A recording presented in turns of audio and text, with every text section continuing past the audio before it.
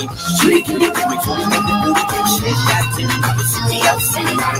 shorty, I know you wanna party. The way your body looking make me really feel now. I got a nothing style and a nothing. Prepare to experience the strongest radio allowable by law. Secrets will be revealed. Myths dispelled. From the studio gym where excuses never apply, it's Superhuman Radio with your host, Carl Lenore.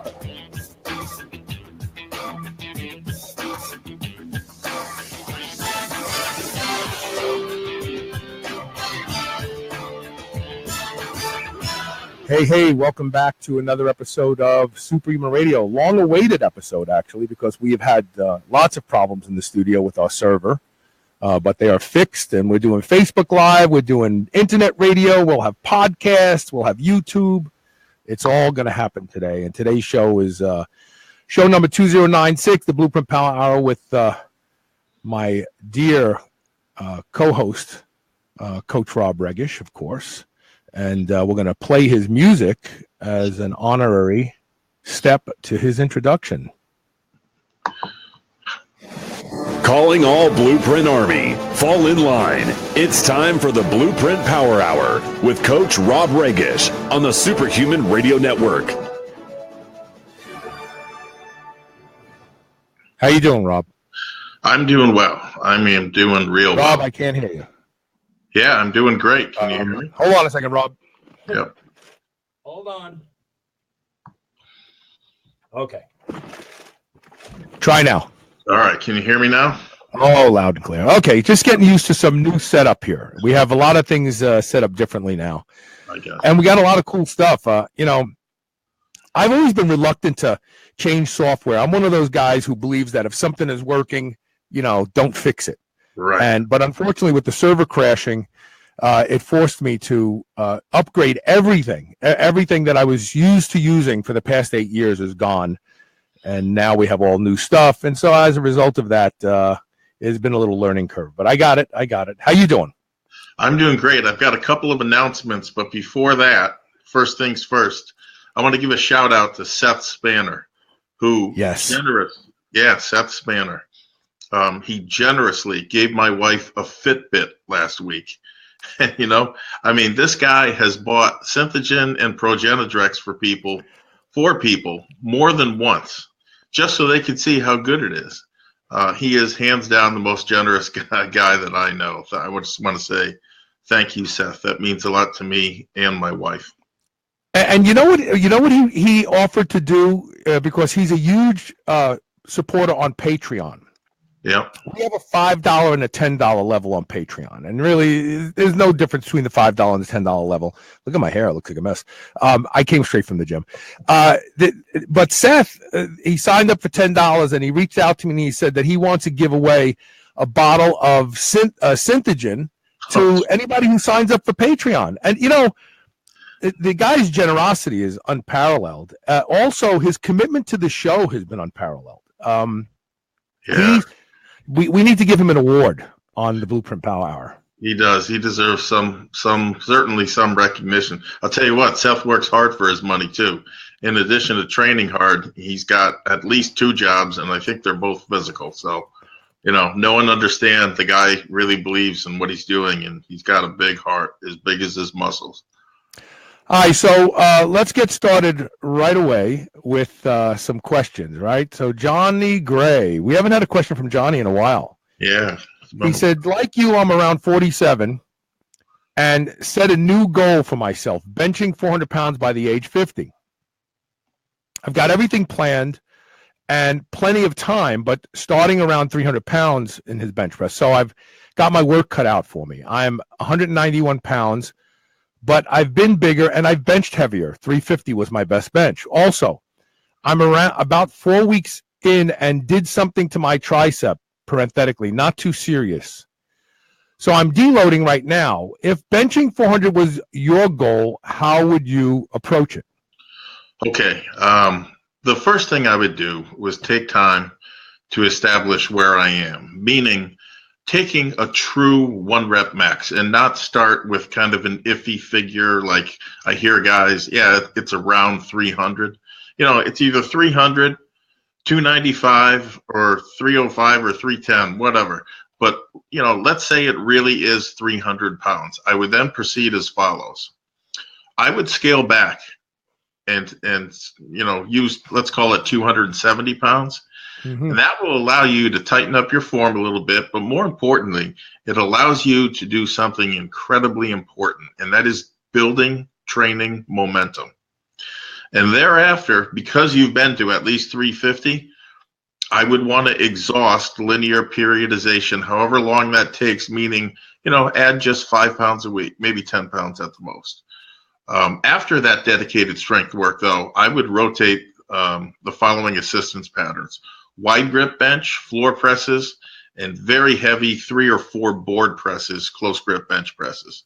For my other bench day, I perform 8 sets of 3 reps with just 40% of your bar weight and maybe a doubled up mini band on each end of the bar, and rest 30 seconds in between sets. I would prioritize triceps on both days. In addition to the board presses, I would perform close grip declines you can use a tremendous amount of weight, heavy weighted dips and or lying tricep extensions. And then, of course, for the back, rows, and more rows, vertical rows, horizontal rows, mixed plane rows.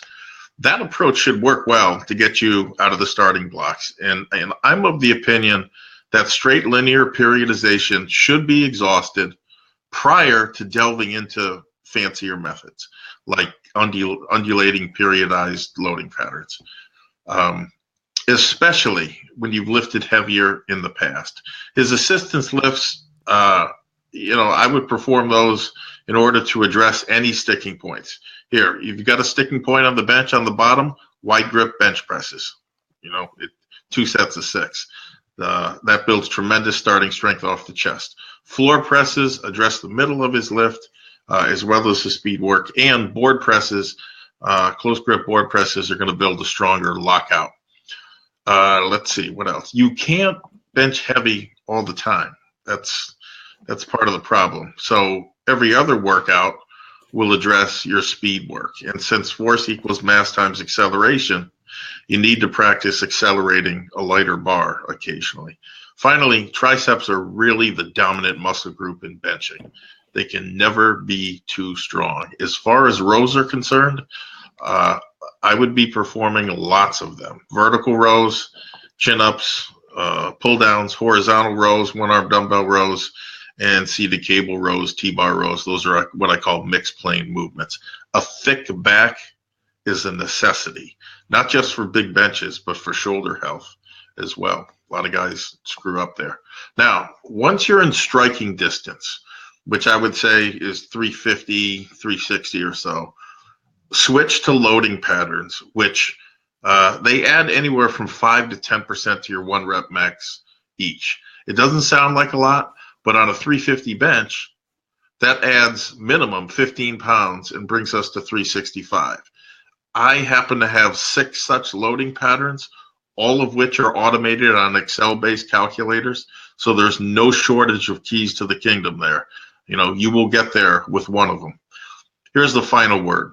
Pursue your goal relentlessly, but have a backup plan just in case. At 47, almost 48, even little injuries can set you back a long time. If that's the case, switch your goal to performing a true one-arm push-up. It's every bit as rewarding, even more so, in my opinion. And 10 years from now, you'll still be able to perform it. In most cases, you won't be able to say that about a 400-pound bench press. There's a reason why you don't see 80-year-olds putting 400 up on the bench. Something to think about. Also tricep should not be ignored because that'll go away. I don't know why I get that feedback when I first start talking, but tricep injury, if you want to call it for lack of a better term, should not be ignored, especially if it's down by the elbow. Yeah. Because that is where the tricep detaches. Right. When you have any type of tendonitis in the tricep, it's always down by the elbow. And if tendonitis persists long enough, the tendons start to become stringy. And that stringiness adds to weakness, and it leads to this. Yeah. See that scar? Your bicep just tears off the bone, and then you have to go have it reattached, and then you really want to talk about a setback. So I would recommend doing anything that you can to alleviate the tricep injury, even if it means backing off of your goal by a couple weeks until it feels like you don't have an injury anymore. And also BPC 157. That's all I got to say about that. I mean, especially if you're going to start going heavier and heavier. You want that soft tissue to be strong. Greg Geldart says, I'm shopping for a test booster and came across a product called Pink Magic. It seems to be all the rage a few years ago, but now I can't find it. Any idea what happened? Yeah, the Susan G. Komen Foundation took it over. Yeah, Pink Magic was a product, I want to say it was offered by, I think, USP Labs many years ago. And, it claimed to do it all. Boost test, build muscle, burn body fat. For a while, it was all the rage on the boards, and where, free samples were being given away left and right by USP Labs. Predictably, there was a lot of initial excitement. But after that faded, people realized it was mostly the placebo effect, and they moved on to other products. Now, what did USP Labs do? They introduced Pink Magic Platinum at that point, with a few new twists on ingredients. Now, since the new and exciting ingredient in Pink Magic wasn't really doing anything, they went with high levels of maca. Maca produces a fairly noticeable aphrodisiac effect in most people. But that's not what the product purported to do. It did not boost testosterone. It didn't produce any noticeable results in the gym. And it didn't grow muscle any faster. It did make a lot of money for USP Labs. And it did lighten your wallet. So after Pink Magic Platinum ran its course, USP Lab, they just moved on to a product called Compound 20, and the whole cycle repeated itself again. And today, you don't hear anything about Compound 20. So what was the magic ingredient in Pink Magic? Oh, it was, I forget the name of the herb, but it had like 2 very sketchy animal studies to it, and nothing else, literally nothing else. Right. So if I think about the name of it, it was in and out so fast. It wasn't the Fedogia, right? No. Okay. No, it wasn't Fedogia. All right. So do we want to go on to the next question? You have some more you want to talk about that? I just want to say, it really highlights product longevity. If you're really interested in whether a product is solid or not, look at how long it's in the market. Adaptogen N. Well, yeah, and that's a great example. 35 years of people still buying it and say it works. Yeah. So when you see repeat buys like that, know and understand that there's a reason for it. So, Greg, I'm sorry to say Pink Magic isn't what you're looking for. If you are interested in something that really will work for you, I can recommend 4 things. 1, Synthogen. 2, Adaptogen N, like we just mentioned. Progenitrex, and Thrive. Now, 2 of those are my products. 2 of them aren't. They are all amazingly effective, and used consistently will give you some great results. And you can rest easy knowing that the money you send to these companies, my company, Carl's company, it isn't going to make it into Big Pharma's coffers, which is exactly what happens when you buy an EAS product now owned by Abbott Labs, but you would be hard to find that on the label.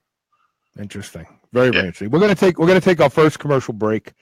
When we come back, we have a question from Greg Quink. I think it's pronounced Quink. So this is the Blueprint Power Hour. Also on Facebook Live. If you can get to Facebook Live, you can actually ask us a question there, and we'll post it up. Check it out. We'll be right back with more.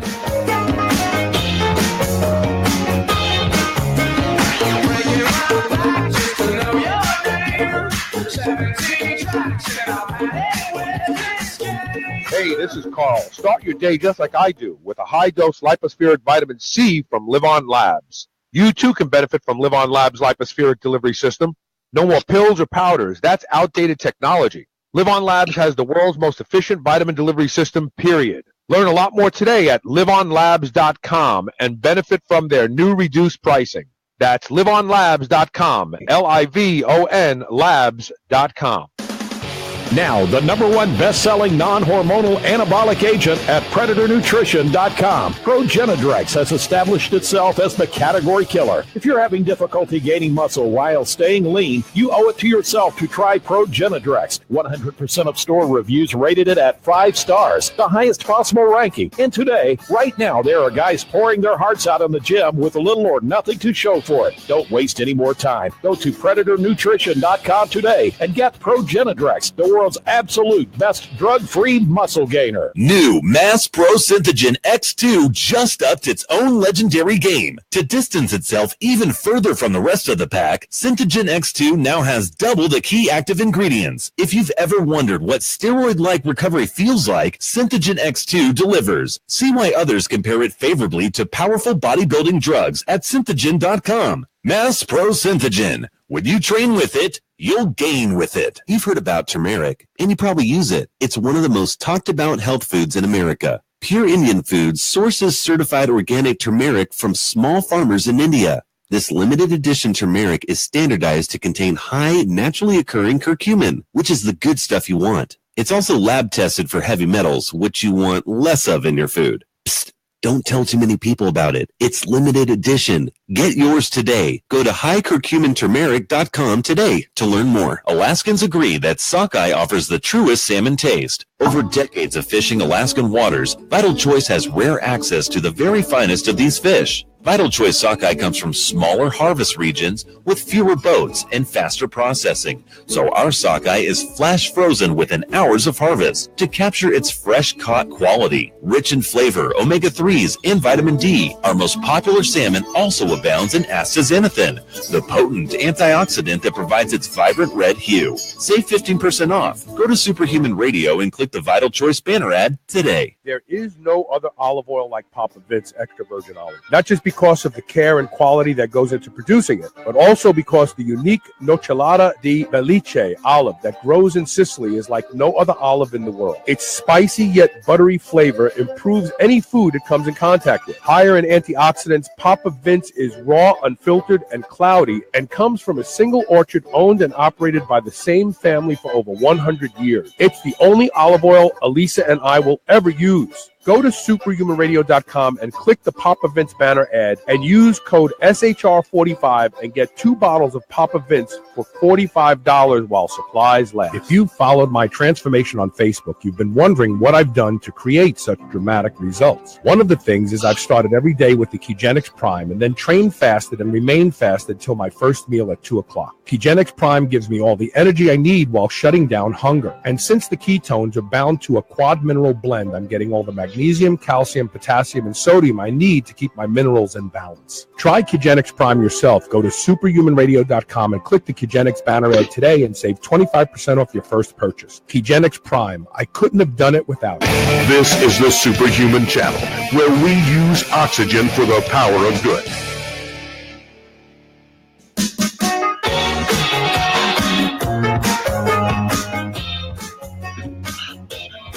It's an interesting situation. What's that? I don't have any backup music for some reason. That's okay. We'll just play this for both. And we were just waiting for Coach to get back in his seat there. I see he's sipping on a protein drink or something of the sort. Anyway, so we have a question here from Greg Quink. Or Quink. He says, I got around to trying those top range rack pulls. Wow, you weren't kidding. My upper back and traps have really taken off, and this is after only 3 workouts in 30 days. Very impressive. Do you have any other high performance tips like that? The short answer is yes. I got a lot of stuff. It's called the Blueprint Bulletin. No. Yeah, exactly. But here's how my training differs from most people. First of all, I perform no isolation movements, zero, zip, nada. I only have so much time and energy, and so do you. So I spend it working on big compound lifts that work a lot of muscle mass that allow me to handle a lot of weight. Box squats, chin-ups, dips, pullovers, all of those things are favorites. I see people wasting time and energy on things like wrist curls, really curls of all sorts, really. Dumbbell tricep kickbacks, and it drives me crazy. Not only is it useless for building real muscle, in my opinion, most of these isolation movements have you move the weight in arcs that puts you at a mechanical disadvantage. And as such, the injury risk is greater even when the weights used are much smaller. Case in point, dumbbell side laterals 4 months ago. Shoulder still hurts, going for an MRI Friday. Now you know why I don't perform those isolation movements. Now, I also perform a limited number of work sets on most exercises, generally just 2 per movement. And when you work up to big weights, and again, you only have so much time and energy, you almost have to limit your volume most of the time. And because it's only 2 sets, you're able to muster a lot more intensity versus spreading it out over 5, 6, 7 or more sets that I see people using. 2 work sets also allows you to perform more compound movements in the workout. 2 hard sets of box squats, 2 of super slow leverage squats, and 2 of glute ham raises, and maybe 2 more step-ups. That's 4 lifts, 8 work sets. And if you're using enough weight, that is plenty. I'm finding 6 work sets for me work a lot better in most workouts. Now, chest, shoulders, and tris, it's kind of the same. I do 1 all-out work set on dumbbell benches, followed by 2 work sets on a seated chest press, which I can use a pronated grip there too. 2 sets of gorilla push-ups with your feet high up on the wall. That hurts hits your chest, your shoulders, and your tris over 5 total sets. So just for a second, compare that to your typical chest workout. 4 sets of benches, 4 sets of inclines, 3 or 4 sets of flies, and 2 sets of cable crossovers. That is a minimum of 13 total sets. And in most cases, they're not even paying attention and trying to lift more weight, right? Like I am or you are. Now, if that wasn't bad enough, consider the issue of wear and tear. What's going to cause more of it? 5 work sets or 13? The answer is obvious, and it really starts piling up because that's just one workout. Just imagine it over months and years. When training for strength, I rest a long time in between sets. What's a long time to you? Upwards of 15 to 20 minutes in top range rack pulls. Mm-hmm. Try it yourself and see. Load 90% of your 1 rep max on a bar and squat it, a couple, 3 times. Now, rest 5 minutes and do it again. Rest 5 more minutes and do it again. Now, add 5% more weight, but this time, rest 15 minutes before lifting it. What you're going to find is that it's much easier, even though it's 5% heavier. Resting that long is very important also as you approach a new PR when weights exceed, 95% of your 1 rep max. So you might ask yourself, what do you do with all that time while you're resting? Visualize your new 1 rep max, not for a single, but for a triple, over and over. By the time you step onto the bar to squat it, you've already done it 15 to 20 times in your mind. You haven't just done it once, you've done it 3 times. To be honest, I stick to those money exercises almost year round. I only rotate the reps. It almost has to be that way, as success in this game comes 5 pounds or 1 rep at a time. You can't do that when you're constantly switching exercises just because your mind gets bored. Besides, adding 50 to 100 pounds to these lifts over time, that's anything but boring. It's pretty exciting to me. So that's what I do different. I hope it helps. I got to agree with the rest. I have always been the giant set guy and the move fast guy. But recently, in an effort to try to be kinder to my body, or even maybe actually be able to work harder, let's say, I have been resting a lot more in between sets. And to me, a lot more is just 3 minutes. I mean, I start getting pretty antsy when I have to rest 3 minutes. I generally, if I'm not timing myself, I find that I generally rest a minute or less. And you're so much stronger when you rest 3 minutes versus, and I proved it to myself this morning on benches. I mean, I did my second set, I did a minute after my first set. My third set, I went up in weight and did more reps than my second set, but I waited 3 minutes before I got back under the bar. There you go. That's exactly. That's what I thought to myself. It's amazing when you let the fatigue pass. You're so much stronger, and obviously doing 16 reps with more weight on the bar than you did in your previous set is going to build more muscle. So no, you're right. I'm starting to understand. Be patient. If you I don't know about you, but I'm one of these guys who I've got a million things to do today. So when I get into the gym, I start to get anxious. Like I got to get out of here. And I'm stopping that. I am blocking out an hour, and that hour is mine. And I'm not going to rush myself anymore. That's it. There's a time and a place for long rest periods and short rest periods. Like on my speed work days, 30 seconds rest in between sets. So think about it like that. There's a time and a place. Yeah. Austin Idell says, I've really had it with supplements. None of them work as they say, or at least as well as they claim, and I haven't tried yours yet. So what makes yours any different? Pretty point blank question. Yeah.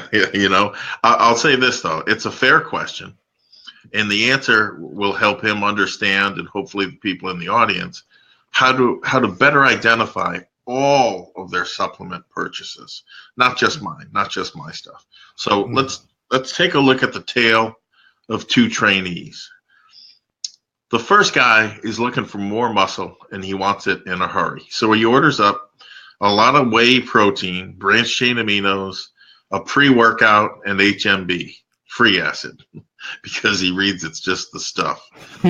And he reasons that all of these, or at least most, have some solid scientific evidence behind them. So he immediately begins using them. At the end of 60 days, he's burned through them. And like you, he isn't any bigger or stronger. So the question becomes, what happened? What happened is this. He wasn't aware that nothing in this stack is going to give him what he wants, which is more muscle. Whey protein is a good protein, don't get me wrong. However, it's a fast protein, and it's in and out of the body in 90 minutes. Compare that to Thrive, which has muscular casein, which is absorbed slowly over 7 hours. It also has whey, as the best of both worlds. Most people also use whey at haphazard times. Let's call it morning and afternoon, and mixing it in plain water. Ridiculous. It's either mix it in the fat or carbohydrate, but not nothing. He takes BCAAs in and around his workouts, and although yes, they'll cut down a bit soreness, they're not going to put muscle on them either. You need all 9 essential amino acids for that. His pre-workout is undoubtedly a strong stimulant that spikes his cortisol levels, and even worse, is crushing his appetite. As far as HMB goes, neither the free acid version nor the original will put muscle on you either. And of course, his workouts leave a lot to be desired. And this whole focus on supplements is just majoring in the minors. My supplement line, and whenever you go to purchase a supplement, mine or someone else's, they should be designed to improve or amplify one of 3 things that have to happen to grow muscle. They magnify the overload in the growth signal that stimulates muscle growth. They recover you fast so you can get more productive workouts in every month, or they're going to accelerate growth by greatly increasing your appetite for good quality foods. What he's going to find is that my pre-workout it's coming. I know I've said that a million times, but it's going to allow you to train heavier, and it does so without skyrocketing cortisol. You're thus going to stimulate more muscle growth versus not using it. If someone's using Synthogen, they'll recover faster than they ever have. I guarantee it. And that's going to allow them to get in more growth-stimulating workouts every month. And if he's using Progenadrex, he's going to be eating a lot more, enough to actually build more muscle. And along the way, he is getting research-proven doses of creatine, essential aminos, beta-alanine, orotic acid, that when added to this higher calorie diet, accelerate muscle growth even further. Hey, wish I could give you hormones, but the government took that away from us, so I had to use food. That approach almost has to be used now because of what I just said. The use of hormones, as far as the government is concerned, is out of the question. If I gave you test SIP, then sure, you could make some mistakes and still grow muscle. In fact, that I think was the New England Journal of Medicine study looking at 600 milligrams a week, showed that trainees who got that dose, who didn't even work out, they put on more muscle than hard training naturals. But that isn't the world that we live in, at least the legal world we live in. There's no safety net. If you fall down or you're not training hard enough, or if you're not eating enough, it's just a far different world. Not everyone is going to need help in all three areas, but if you're not gaining, it is a sure bet that your solution can be found in one of those three areas, and a supplement to address that would then give you the results that you're looking for.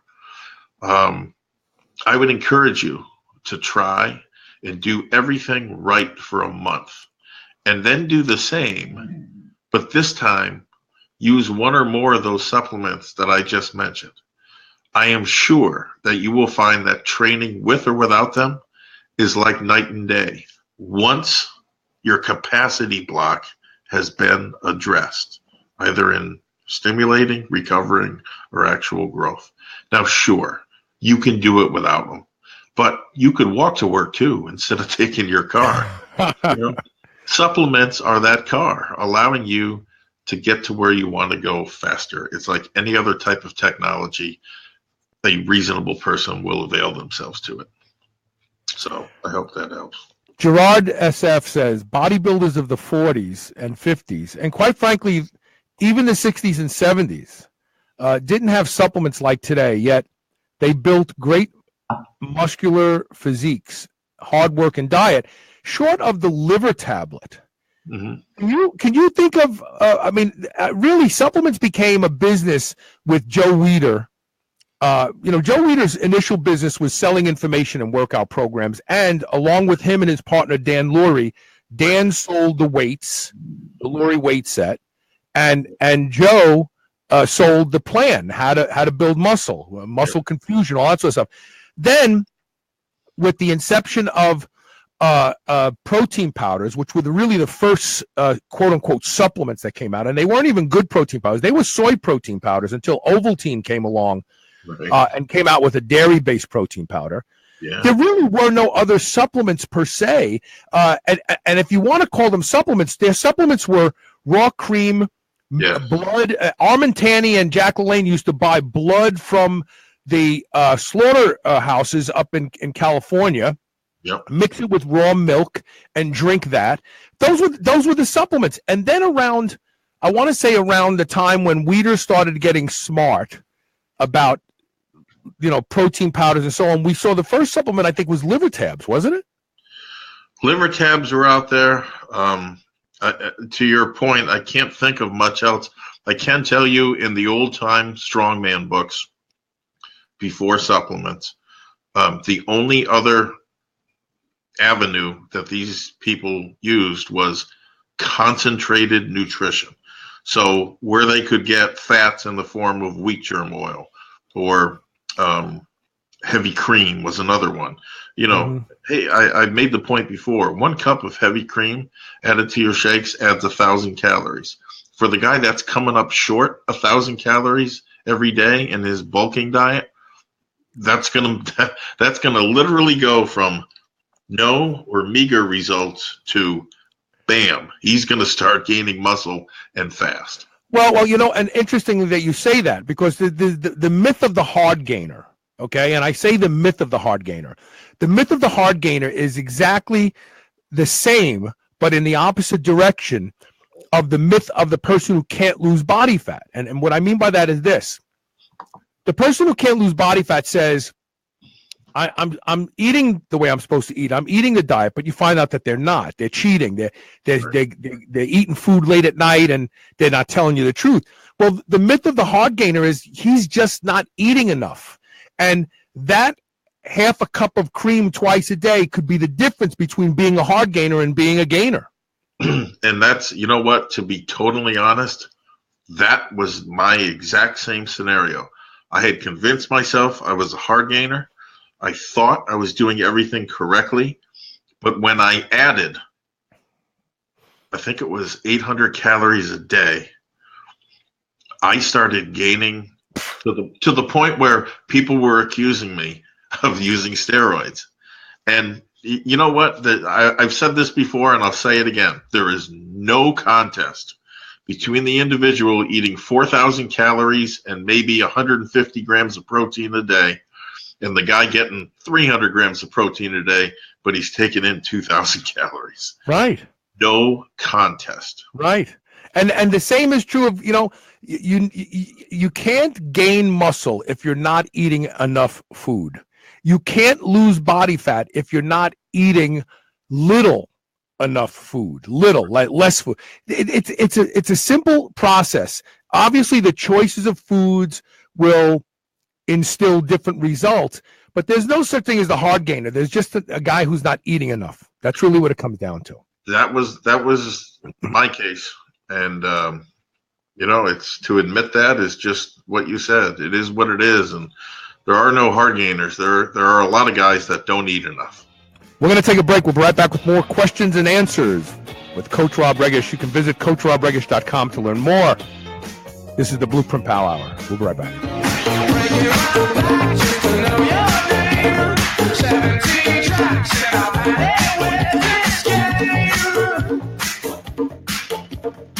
New Mass Pro Synthogen X2 just upped its own legendary game. To distance itself even further from the rest of the pack, Synthogen X2 now has double the key active ingredients. If you've ever wondered what steroid-like recovery feels like, Synthogen X2 delivers. See why others compare it favorably to powerful bodybuilding drugs at Synthogen.com. Mass Pro Synthogen. When you train with it, you'll gain with it. You've tried countless products that promise digestive relief, but you still suffer from bloating. Do you avoid foods that give you a distended stomach and abdominal discomfort? Want something that actually works? You need Atrantil. Atrantil is the first in its class to naturally target the root cause of bloating and finally deliver real relief. Developed by a gastroenterologist, Atrantil is the only proven over-the-counter solution for bloating. Learn more at lovemytummy.com. Atrantil is backed by a 100% money-back guarantee. Visit lovemytummy.com today. Use code SHR for 10% off.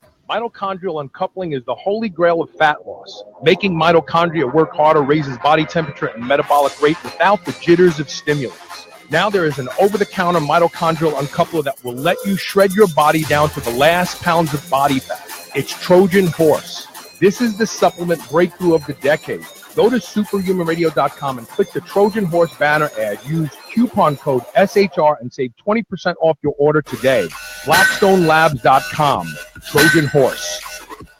Superhuman Radio has the smartest and most dedicated health and fitness listeners found anywhere in the world. If you're trying to tap this market of greater than 50 million health fitness consumers, you simply can't do better than advertising on Superhuman Radio. Our sponsors tell us Superhuman Radio outperforms other forms of advertising time and time again. If you're tired of wasting valuable advertising dollars and need a new way to build your client base, go to superhumanradio.com and click on the Advertise With Us link. It just may be the best thing you have have ever done for your business. There are a few products that I believe in the way I believe in Can-C eye drops. I've been using Can-C for 6 months now, and the changes in my vision are nothing short of amazing. Wow, that's an old commercial. The truth is, I've been using Can-C eye drops for 11 years now, and I credit Can-C eye drops as being the reason that I do not need reading glasses at 58 years old. Can-C eye drops improve the quality and health of your eyes indefinitely. That's why I both use and endorse Can-C eye drops. Go to wisechoicemedicine.com and learn about how Can-C eye drops can improve the health of your eyes and the quality of your vision today. Do you know how to properly use carbohydrates to ignite your performance in the field and in the gym? You will now, thanks to this free book by EFX Sports. The Carb User's Guide for Maximum Performance reveals why omitting carbohydrates from your diet can totally crush your gains. Ever wonder how many grams you need for your specific sport? Not anymore. We give you the critical number you need to dominate your competition. You'll even discover the super carb that's taking the athletic world by storm. You must try it to believe it. Go to getcarbolyn.com/carb guide today and get your copy absolutely free. Once again, it's getkarbolyn.com/CARBGUIDE. Ever feel like you want something crunchy? From the company that gave us the Quest protein bar, now comes the Quest high protein potato chips with 21 grams of high quality protein and only 5 grams of carbs and no artificial ingredients. Just like Quest bars, you'll feel like you're cheating, but you're not. Go to superhumanradio.com and click the Quest High Protein Potato Chip banner ad today and get ready to be satisfied. Thanks to Quest Nutrition, chips just aren't what they used to be. Move over, superheroes. This is the Superhuman Channel.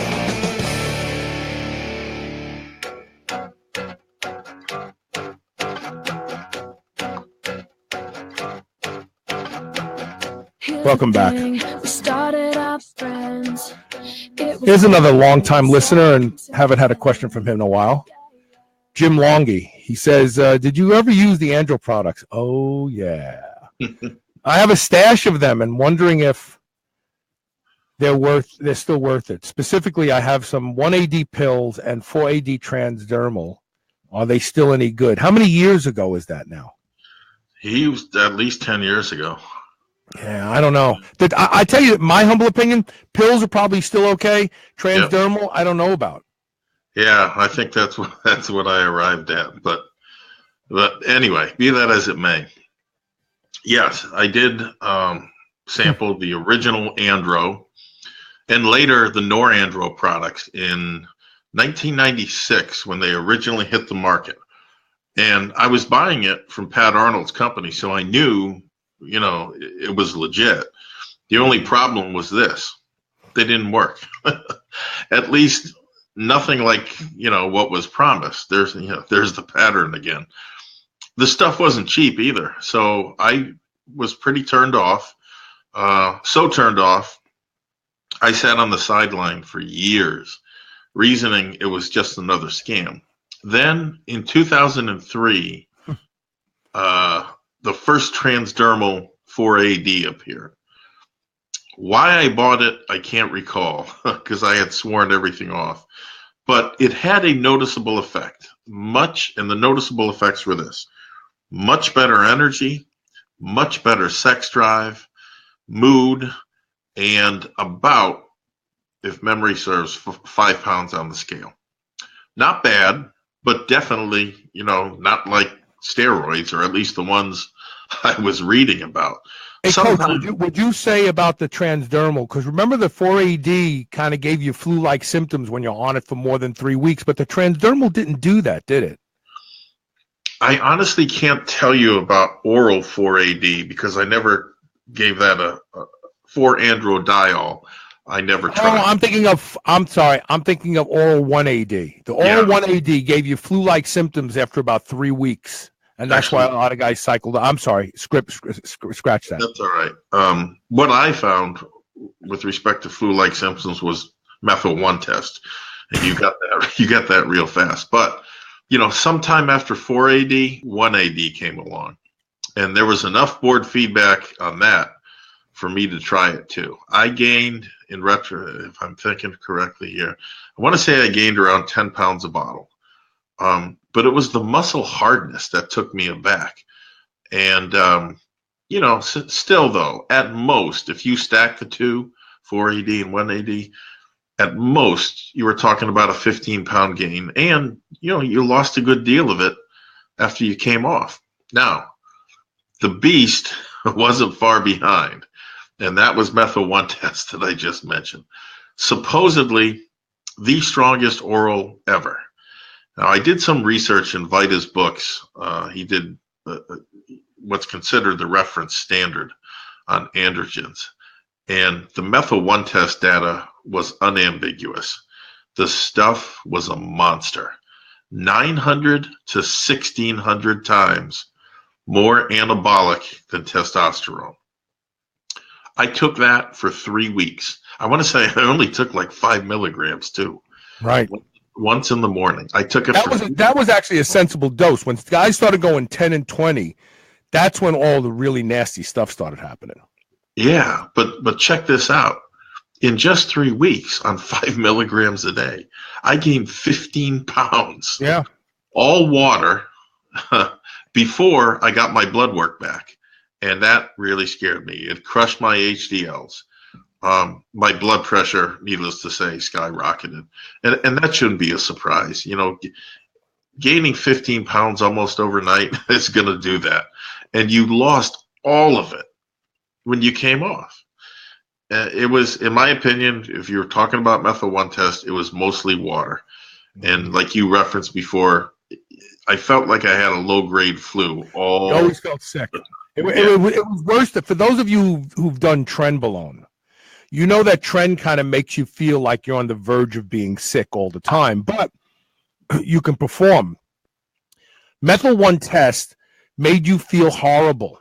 It really did. And it gave you pain in your back that I always thought was from my kidneys because it's around the saddle area. But a lot of guys would say, oh, it was crazy back pumps. I don't think it was back pumps. You would get it just walking. So I don't think it was back pumps.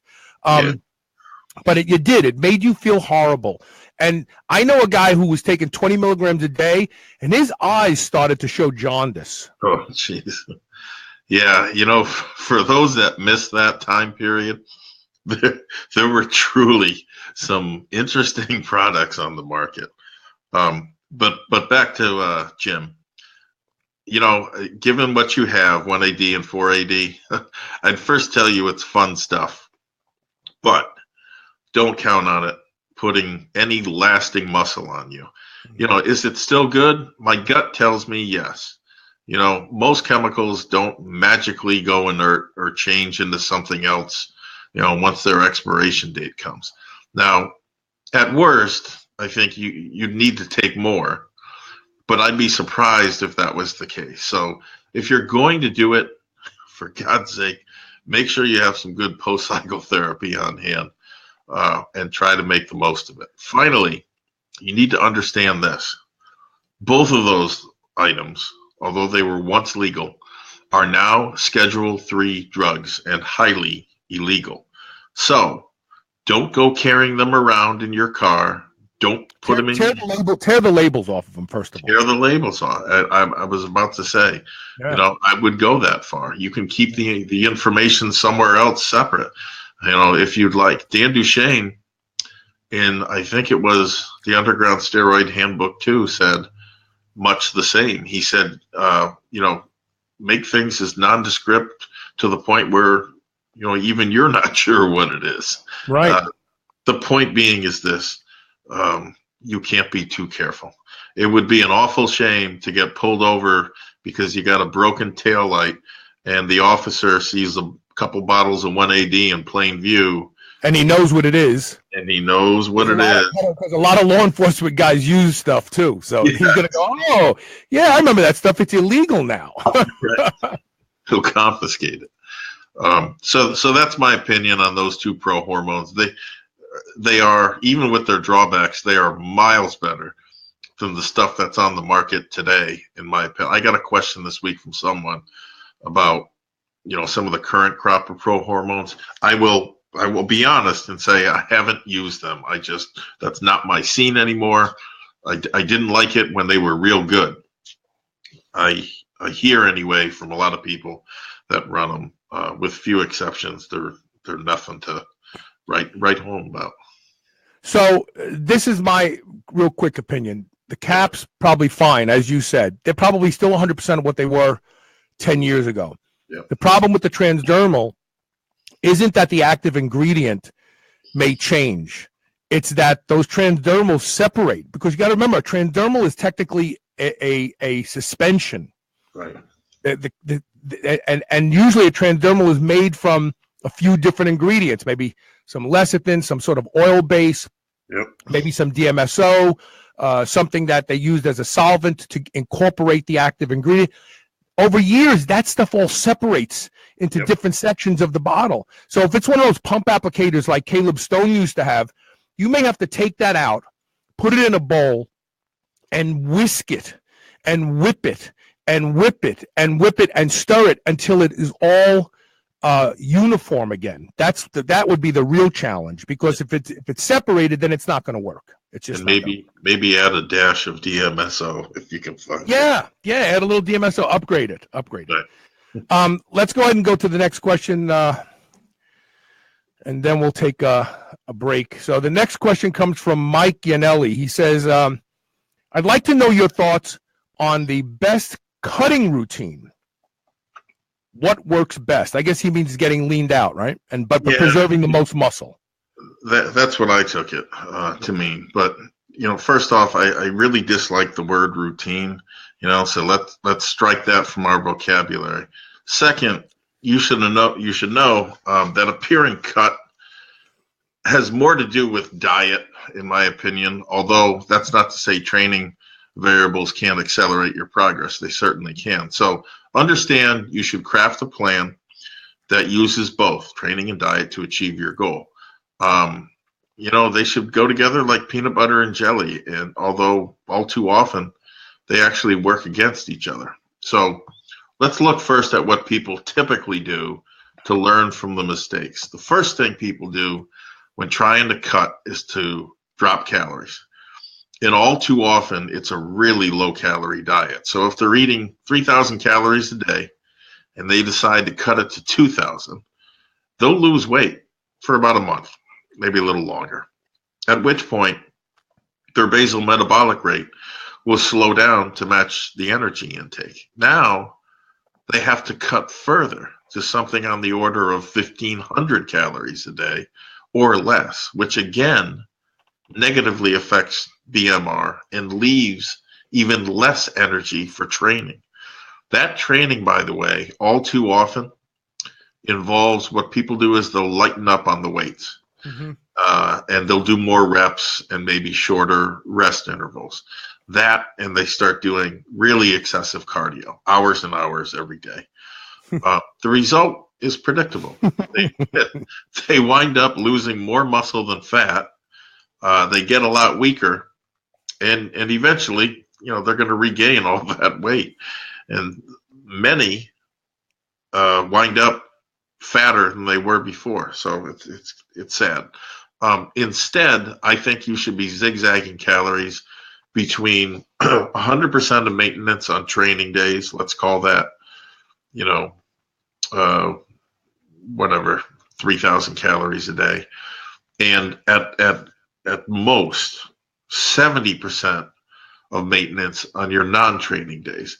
And doing so is going to give you the energy necessary to train hard and create a significant deficit on your off days to burn fat. Zigzagging also prevents your basal metabolic rate from slowing down to match any set caloric intake. Now, as for training days and what to do, I favor lactic acid tolerance training when somebody is looking to cut, meaning I have my clients use 5 to 7 compound exercises performed in rapid succession. Push-ups, pull-ups, bodyweight squats, hanging leg raises, or knee raises, and bridges. Right there, those 5 movements, that's a fantastic body weight workout that will really up your conditioning, burn fat, and save your joints. Now, this is the important part. Every third or fourth workout, should see you return to using heavy weights, long rest periods, at least 3 minutes, or more strength-oriented body weight stuff. Instead of regular push-ups, one-arm push-ups. What you've done is craft a training routine, even though I hate the word, that dovetails with the diet exquisitely. It strengthens not just muscles, but joints, tendons, and ligaments, and it minimizes wear and tear. The body weight circuit days, those are fast too. You don't have to worry about somebody jumping on the equipment, right, or screwing up your circuit. And the workouts are really fast. Assuming you rest 1 minute between that loop of exercises, and you perform 3 circuits to start, just run through it 3 times. It takes just about 10 minutes or so, from start to finish. So even building up to 5 rounds, which is as many as you should do, in my opinion, your workout should never exceed 15 to 20 minutes. Now, a lot of people are going to say, hey, man, that's not enough. 15 to 20 minutes? Are you kidding? Try it. It is brutal. And most people will struggle to make it through 3 rounds the first time. More like 2 for most people. Finally, if you do need more help in burning fat, and I would only use this as a last resort, I would suggest the tried and true ephedrine caffeine stack.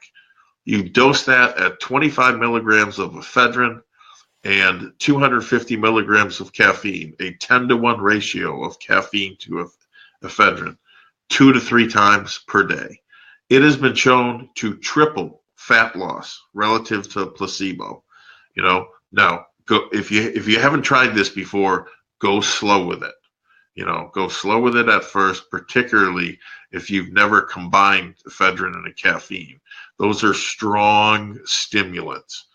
But having said that, they're the gold standard in fat loss. Give that a shot, Mike. I know you will do well with it. That type of training, lactic acid tolerance training, now that I mention it, for those that are training exclusively for strength, it's not a bad idea every 3rd or 4th workout to actually throw one of those in. Yeah. Because you will see very quickly, and the body weight circuit in particular, you'll see exactly where you are conditioning wise, and it won't stress your tendons and ligaments to any great degree, allowing you to get back to the weights even stronger. Yeah, it's a great idea. So Douglas Solomon, who I accidentally referred to as Dan Solomon at the beginning of the show, sorry about that, says that he's training using your program right now, and he's getting huge benefits from the investment. I would imagine that he has purchased the BluePrint, it sounds like. Actually, what he does is we have phone consultations, and he is off to a great start. When I do speak to people over the phone, it really allows me to, number 1, understand what their goals are. Number 2, understand what they're working with in terms of injuries, equipment, what they can do. And then finally, the advice that I give on how to achieve their goal. I will get you there. That's the bottom line.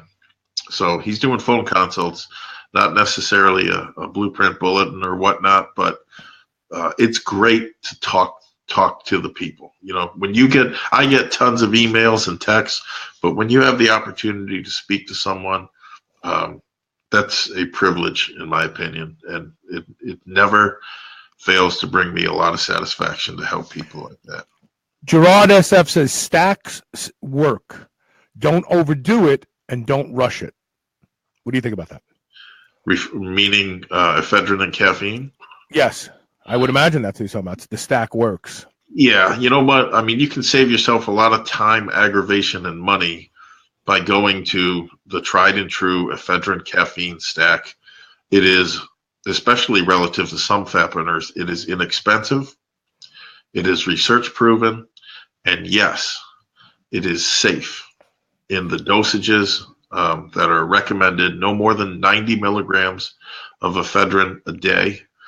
And that is according to research studies done at a place called Harvard, Columbia University, and elsewhere. But you shouldn't jump into 90 milligrams a day. You really need to. And it's not to just test. A lot of people say, well, test your tolerance, right? But it's not just to test your tolerance. The same is true of these kind of fat burning stacks as is of exercise. And what I mean by that is you always want to use the lowest effective dose because your body becomes accustomed to that, and then you got to bump it up. If you go right for the gusto from the get-go, then when your body starts to become tolerant of it, you got no place to go. So start out with the lowest dose that works for you, and every couple weeks maybe, if you start noticing, I just don't feel it anymore, bump it up 5 milligrams. Yep. So make 90 happen over the course of a year instead of going right for the gusto and because you'll get a lot more bang out of your buck that way. That's great advice. I wish I had followed it. Oh, you and I both. I was just talking to a guy this morning. I live life on the edges of extreme. Yes. Here, look, and Gerard adds to that, building muscle or getting ripped takes time. Problem, Jim goes live in a microwave oven world. I like that. Yeah, he's right. Gym goers live in a microwave oven world. Yeah, it's all about expectations. Part of it's too, because we see commercials. Right. We see magazine ads for people who lost 60 pounds in 6 weeks or gained 15 pounds of muscle in 1 month. And we believe that because it's pure BS anyway. And we believe it. So we think, well, if that person can do it, I can do it too. And it really, you can't hold yourself up to those kind of standards. You just can't. Expectations are powerful things. And if you really believe a miracle body manifests in 90 days or 30, you're going to be sorely disappointed. We're going to take our last commercial break. When we come back, we have the Blueprint tip of the day, correct? Correct. Okay, Coach, sit tight. We'll be right back with more of the Blueprint Power Hour.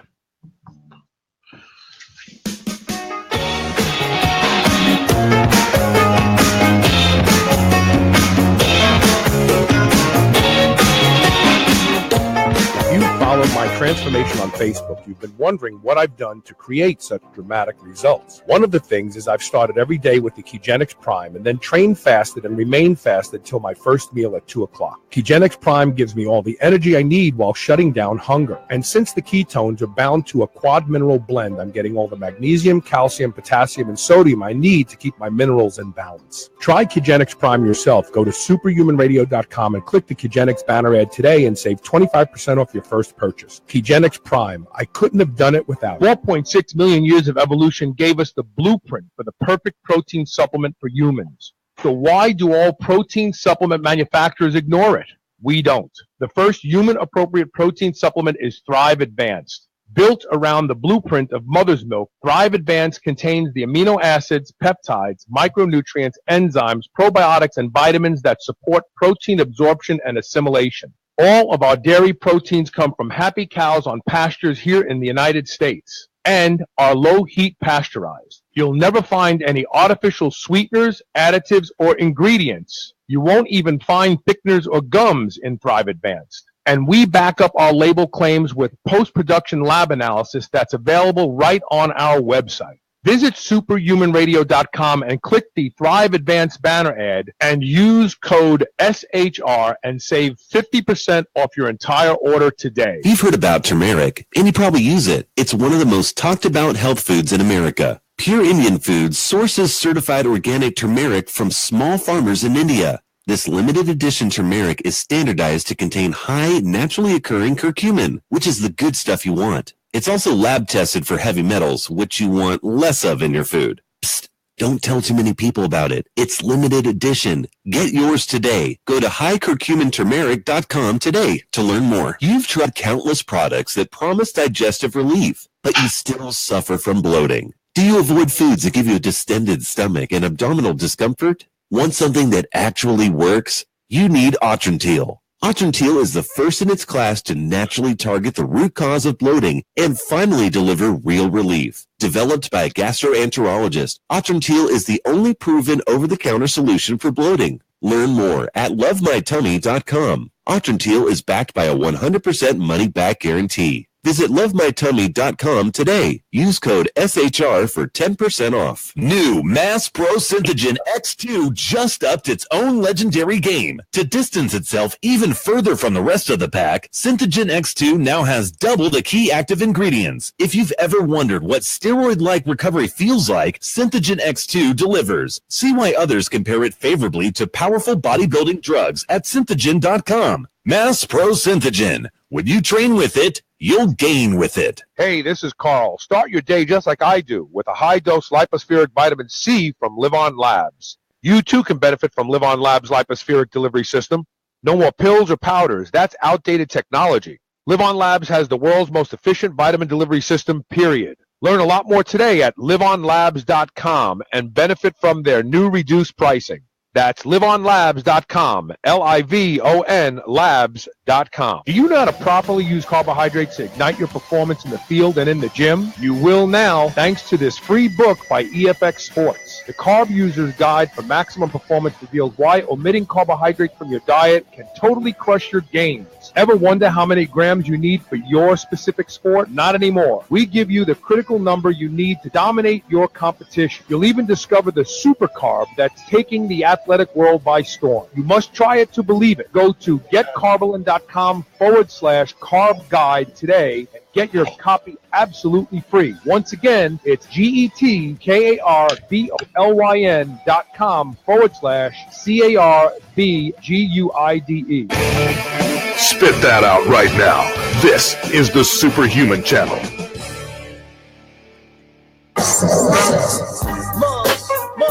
Welcome back. So what is the blueprint tip of the day today, Coach? The tip of the day is working on what is weak to become strong. Mm-hmm. And if there's one thing I dread, it's cardio. And if there's one thing I'm weak in, it's conditioning. So at 240 pounds or so, with feet like spatula feet, I'm not exactly built for endurance. That situation is probably a lot worse given almost all of my 32 years in this game have been spent building fast twitch muscle, which brings up an interesting point. Your muscles, depending upon how you train them, will take on fast or slow twitch properties depending, right, on your training. You can actually see this under a microscope. So know that if you really want to, you can change the type of muscle fibers that you have. Now, I won't be training to convert fast to slow twitch anytime soon, but I acknowledge that I really need to up my conditioning work to up the rest of my goals, which have to do with resistance training.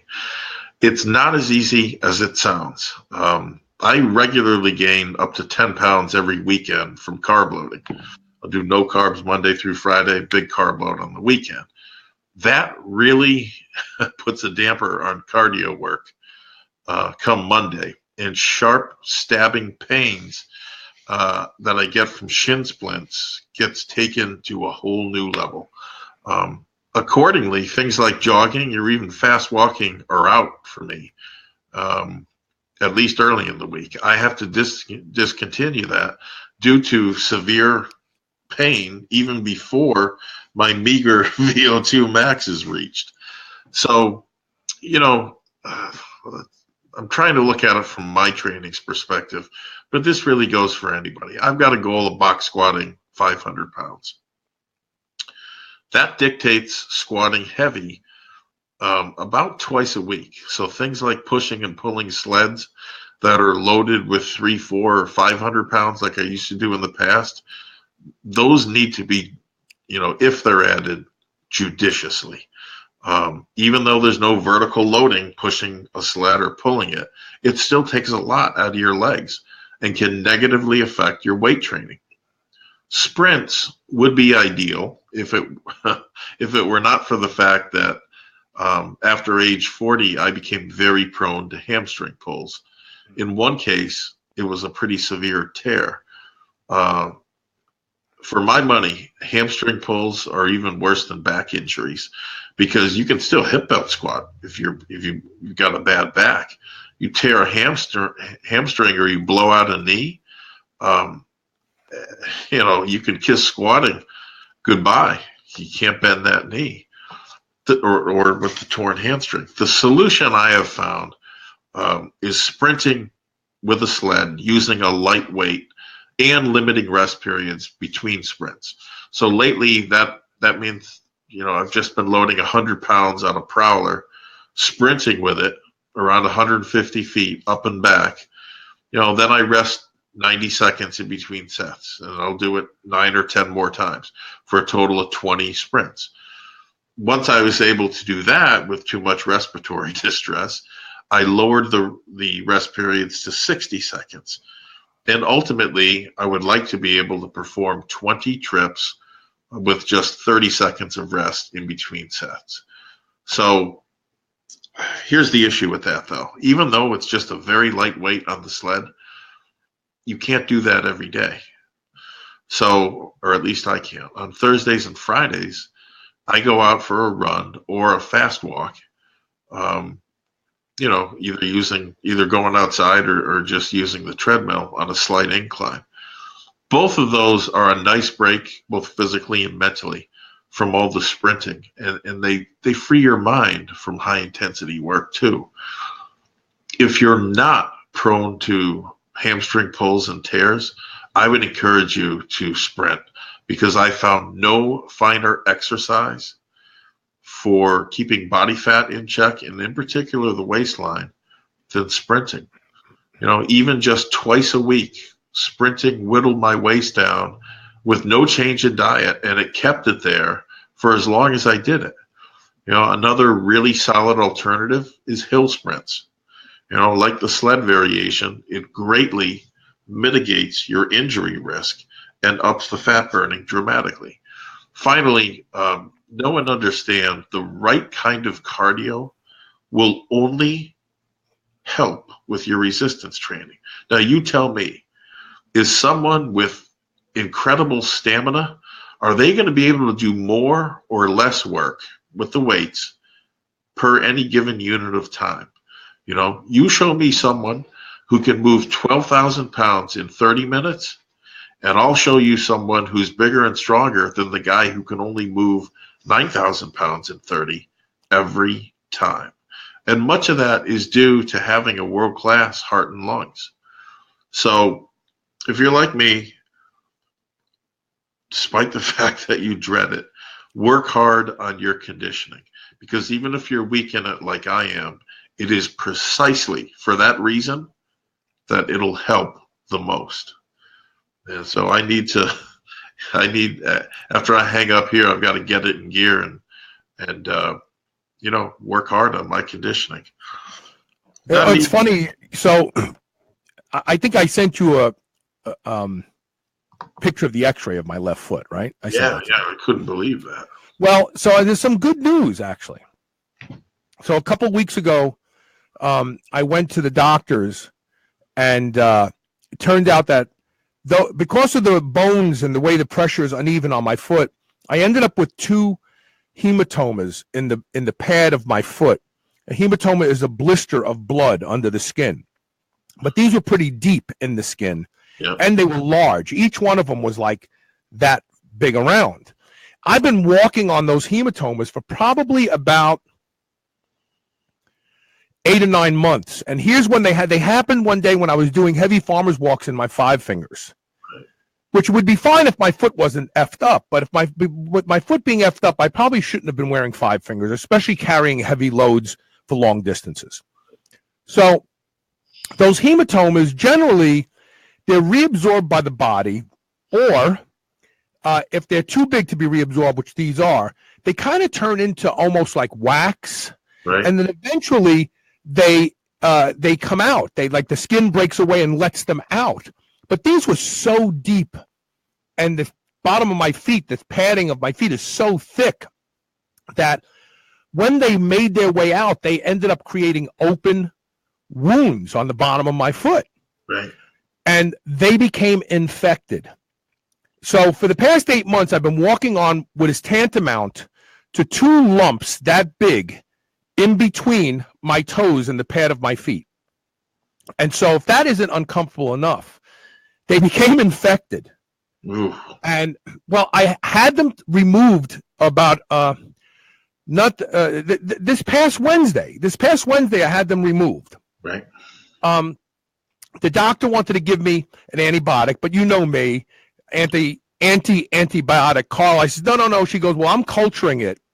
And if it turns out there's anything in there, you're taking an antibiotic. I said, okay, well, culture it first, and then we'll cross that bridge after you check it out. Right. Well, so that was done on a Wednesday. Thursday night, my foot started hurting so bad. And I noticed that around the arch, it was red and inflamed looking. I thought, son of a gun, I bet I have an infection. So Friday night, we went out to dinner to celebrate Elisa's birthday with some friends. I literally, Rob, but from the time I got to dinner at 7 o'clock right. to 9 o'clock, I went from enjoying myself to sitting at the table shivering. Wow. Shivering. I had to leave the table. I didn't finish my food. I got in the car, turned the car on, and turned the heat up to 80 and sat in there while Elisa, because I didn't want her to have to leave because I didn't feel good. It was her celebration. She wanted to leave. I says, no. So the short story is I get home that night. I get in the sauna twice to try to burn this out. So the infection actually started to travel. So I am on an antibiotic now.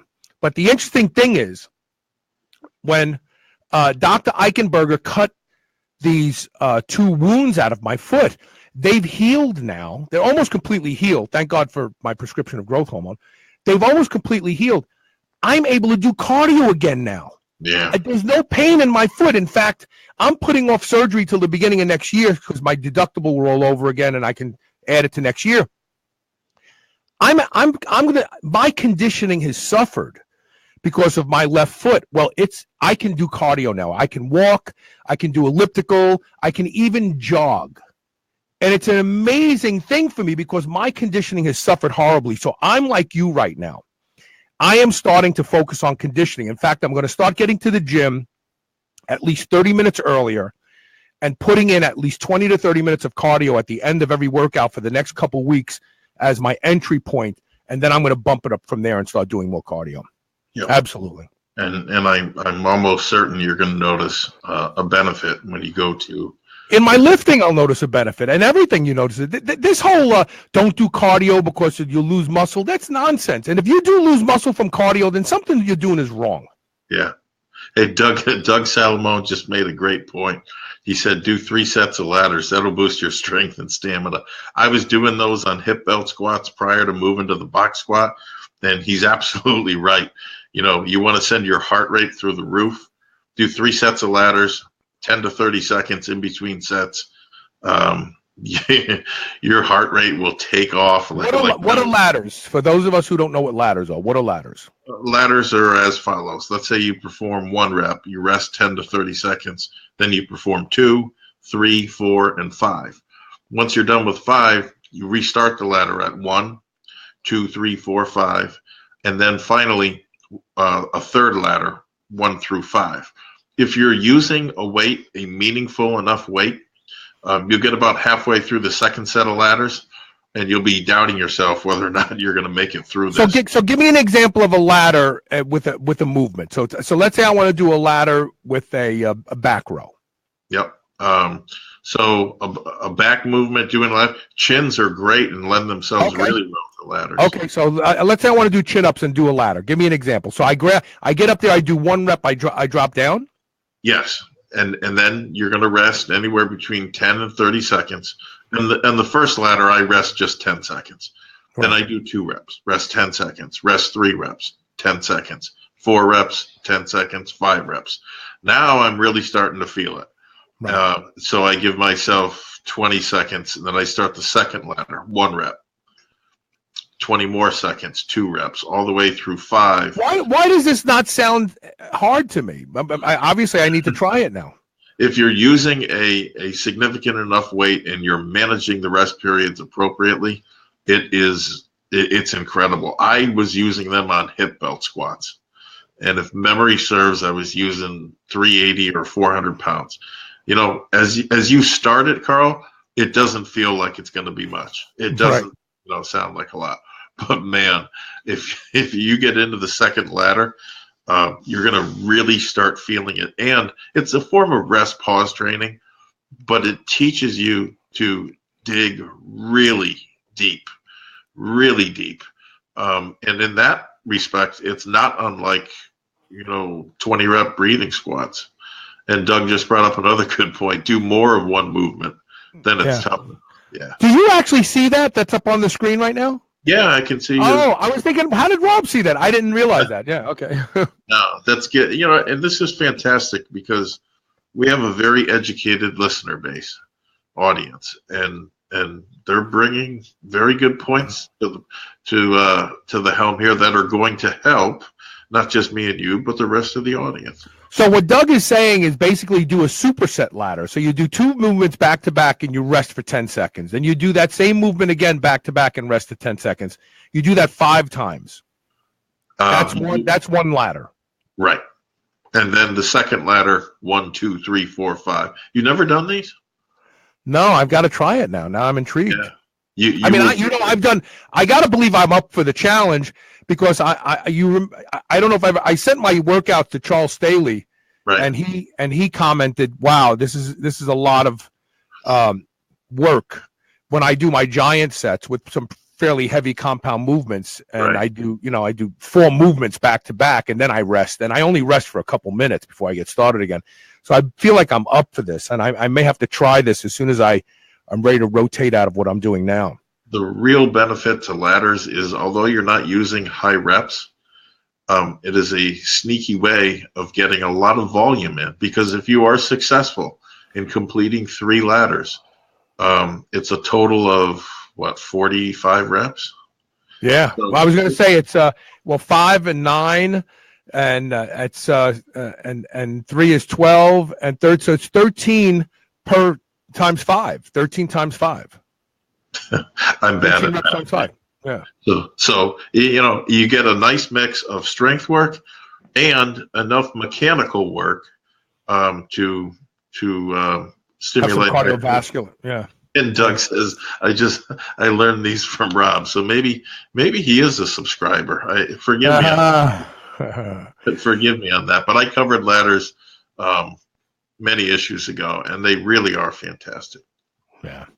Well, listen, this has been a great episode. A lot of good information to learn about. Got to give shout outs to 2 new sponsors, Atrantil, which has an amazing product. If you suffer from bloating and distended stomach, you have to give this product a try. It comes with a money back guarantee. And then also Sandeep over at Pure Indian Foods has a turmeric. If you take turmeric, you got to check this turmeric out. There's not a lot of it. He goes over to India. He buys turmeric. He has it lab tested. It's only the best turmeric. It's free of heavy metals. It's the highest in curcumoids of anything out there, higher than the C3 standards. Yeah. And it's available on our show right now.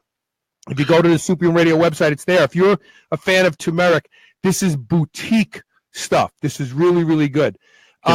So Kim Gate B says, I do something similar to this and it works.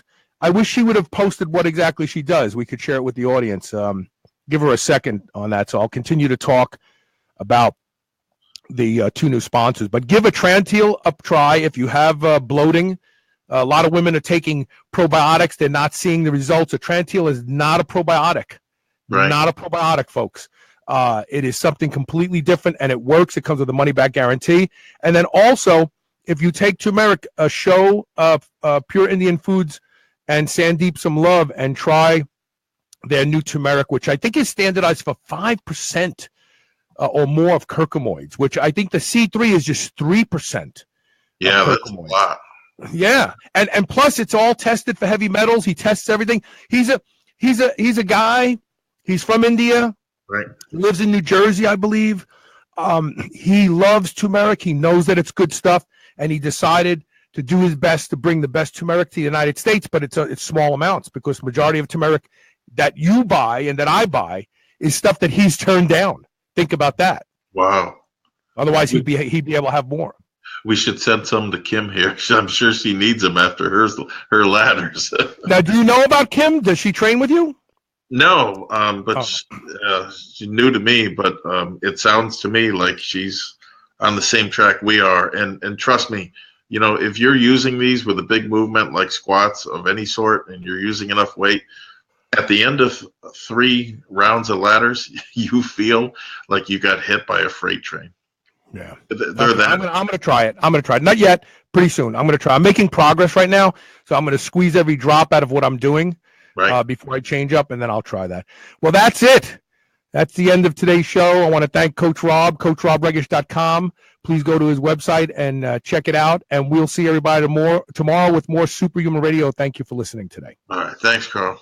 Okay, Rob. Bye-bye.